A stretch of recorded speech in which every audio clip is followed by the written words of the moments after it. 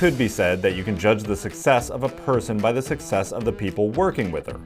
For Marie Robinson, Sysco's Executive Vice President and Chief Supply Chain Officer, working with her field teams and getting involved at the ground level is one of the things that invigorates her most in her professional life. She credits much of her success to her ability to, as she put it, attract great talent that's smarter than her. A tall order to be sure, but the other part of it is that she wants to make sure the people she works with know that she really truly cares about them. That was on display when we asked her what makes the people she works with rock stars.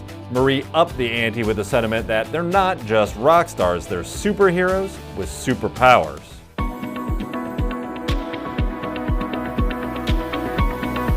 His superpower is that he can bring strategy to life, like really complex strategy. He can actually get a group of people in a room and help them understand it in a way that they can then own it.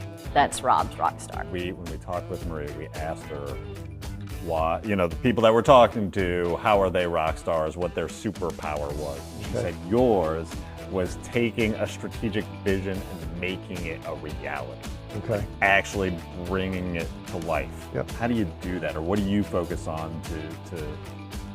Yeah, well, that's actually a fun topic. I think when people talk about strategy, they look at it both from the ideation side, coming up with great ideas, but we think of strategy also as the strategic execution side.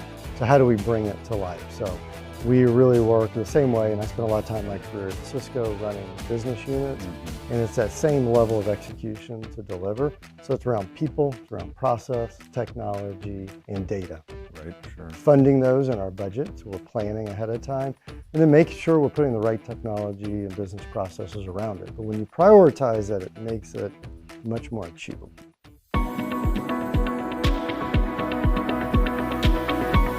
Tracy Anderson's superpower, his ability to learn. So Tracy had never done anything with electric vehicles, okay, nothing. And now he's arguably leading the largest electric vehicle program on the planet, perhaps, in our space. And he's learned that all. Right. And his ability to continue to learn and to care. He's a very caring, warm individual. So when we asked Marie what makes you a rock star and why you rock, her answer was your amazing ability to learn. That you've been given all these questions and you've soaked it all in. What does that mean to you? How do you go about doing this and trying to find those answers? And what's your process for me? I have no ego when it comes to learning. I have some of the brightest, smartest people on my team, the people that work around me, and I'm okay asking the dumbest question. I really don't care because I want to know, and I think that's how I learn. I tend to absorb things fairly quickly, but just leveraging the experiences of people that have been here a long time. I mean, even my boss, Pete Richter, he's been at the company knocking on the door 30 years. Think of all that he's learned in transportation and maintenance and whatnot, and just our operations. Right. Stefan Fosso, really brilliant engineer. Jesse Hayes, a new guy we just hired, really brilliant. Not to mention our folks in finance. This thing touches marketing, finance. It touches communications, right? And I learned so much, government relations. I learned so much from those folks. And that's just my nature. I love to learn, and it's fun for me.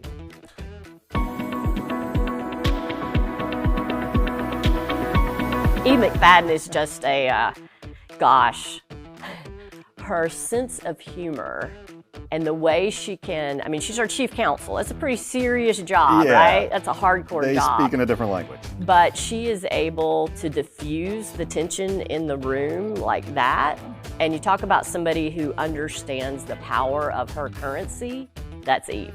So we asked Marie what made you a rock star, why you rock, and what your special talent is. Do you know what she said? I have no idea. Well, she said it was that, she mentioned, legal general counsel, how on it you are, but then the surprising fact of your humor. the ability to diffuse a situation or even just bring some levity into things that are very heavy. How do you go about doing that? How do you inject that into a lot of the legalese and regulation and all sorts of things that you have to go through? Yeah, I mean, we deal with a lot of tough stuff in the legal department, and so that's all we can do is laugh. And I think we spend a lot of time just making sure the lawyers aren't internalizing whatever bad situation we have to deal with. And so we tend to joke around. And I think everyone thinks the general counsel is going to be very serious, and so it can be a little surprising when I tell a joke or two.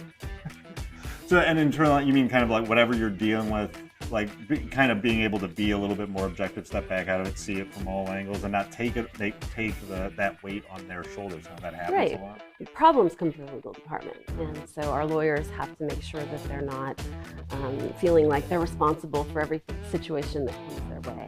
And they're very responsible and accountable people, and so that's a good thing. But it can also mean that they take that stuff on as if it's their problem, and they're losing sleep over things that they can't